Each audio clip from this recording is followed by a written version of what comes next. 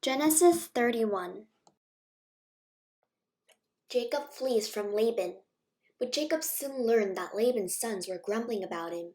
Jacob has robbed our father of everything, they said. He has gained all his wealth at our father's expense.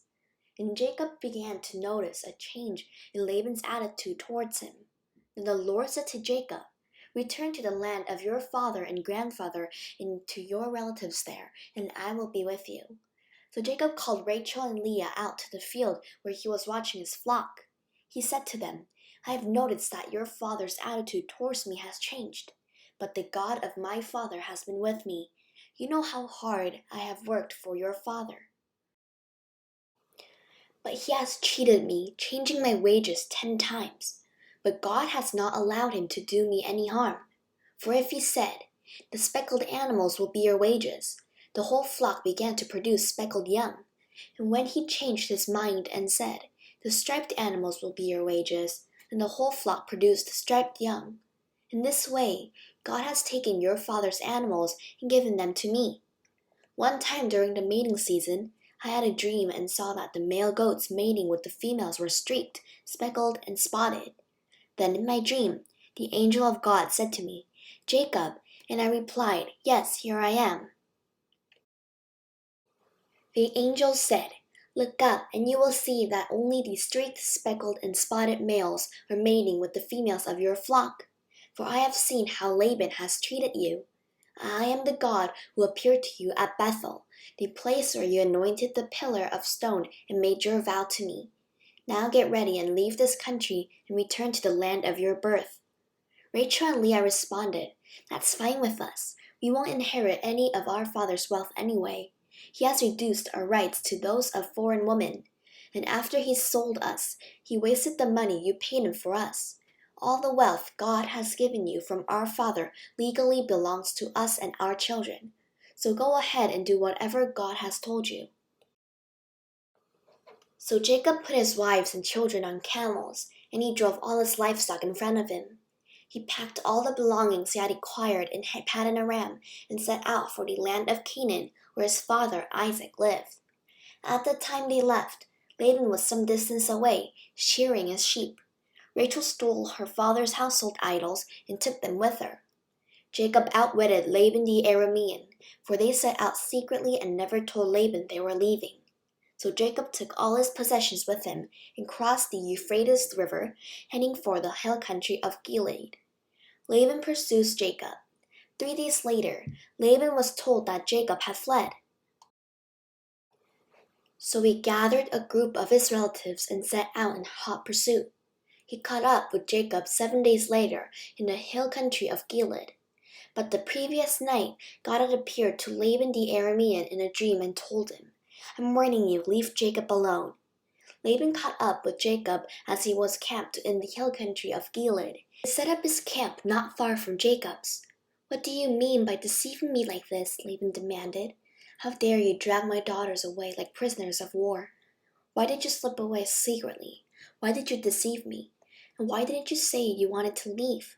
I would have given you a farewell feast with singing and music, accompanied by tambourines and harps. Why didn't you let me kiss my daughters and grandchildren and tell them goodbye? You have acted very foolishly. I could destroy you, but the God of your father appeared to me last night and warned me, 'Leave Jacob alone.' I can understand your feeling that you must go, and your intense longing for your father's home. But why have you stolen my gods?" "I rushed away because I was afraid," Jacob answered. "I thought you would take your daughters from me by force. But as for your gods, see if you can find them, and let the person who has taken them die. And if you find anything else that belongs to you, identify it before all these relatives of ours, and I will give it back." But Jacob did not know that Rachel had stolen the household idols. Laban went first into Jacob's tent to search there, then into Leah's, and then the tents of the 2 servant wives, but he found nothing. Finally, he went into Rachel's tent. But Rachel had taken the household idols and hidden them in her camel's saddle, and now she was sitting on them. When Laban had thoroughly searched her tent without finding them, she said to her father, Please, sir, forgive me if I don't get up for you. I'm having my monthly period." So Laban continued his search, but he could not find the household idols. Then Jacob became very angry and he challenged Laban. "What's my crime?" he demanded. What have I done wrong to make you chase after me as though I were a criminal? You have rummaged through everything I own. Now show me what you found that belongs to you. Set it out here in front of us before our relatives for all to see. Let them judge between us. For 20 years I have been with you, caring for your flocks. In all that time your sheep and goats never miscarried. In all those years I never used a single ram of yours for food. If any were attacked and killed by wild animals, I never showed you the carcass and asked you to reduce the count of your flock. No, I took the loss myself. You made me pay for every stolen animal, whether it was taken in broad daylight or in the dark of night. I worked for you through the scorching heat of the day and through the cold and sleepless nights. Yes, for 20 years I slaved in your house. I worked for 14 years earning your 2 daughters, and then 6 more years for your flock. And you changed my wages 10 times. In fact, if the God of my father had not been on my side, the God of Abraham and the fearsome God of Isaac, you would have sent me away empty-handed. But God has seen your abuse and my hard work. That is why I appeared to you last night and rebuked you." Jacob's treaty with Laban. Then Laban replied to Jacob, "These women are my daughters, these children are my grandchildren, and these flocks are my flocks. In fact, everything you see is mine. But what can I do now about my daughters and their children? So come, let's make a covenant, you and I, and we'll be a witness to our commitment." So Jacob took a stone and set it up as a monument. Then he told his family members, "Gather some stones." So they gathered stones and piled them in a heap. Then Jacob and Laban sat down beside the pile of stones to eat a covenant meal. To commemorate the event, Laban called the place Jegar Sahadutha, which means witness pile in Aramaic, and Jacob called it Galeed, which means witness pile in Hebrew. Then Laban declared, "This pile of stones will stand as a witness to remind us of the covenant we have made today." This explains why it was called Galeed, witness pile.